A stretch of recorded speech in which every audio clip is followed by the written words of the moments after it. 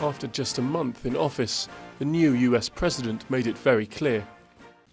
So let me say this as plainly as I can. By August 31st, 2010, our combat mission in Iraq will end.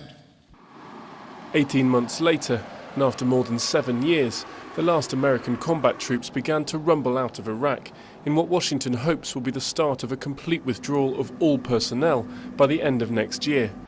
But a recent spate of car bombings and shootings targeting Iraqi forces has thrown the wisdom of this move into some doubt.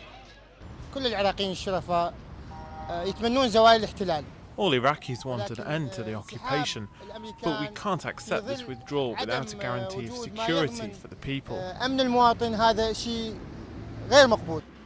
Recent unrest has not been as bloody as in 2006 and 2007, when sectarian conflict raged alongside the anti-US insurgency. But violence is still an almost daily occurrence in the country, with 300 people killed every month this year.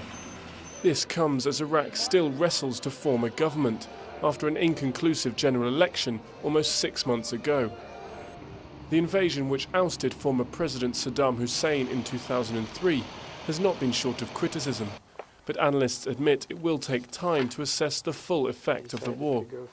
And in 5 years, the intervention will either continue to look negative and disastrous, or will have been, in a sense, vindicated, or at least recalibrated as something that, although very difficult and very damaging in the short term, in the long term maybe had some positive effects. But it's certainly, at this moment, still a very negative balance sheet.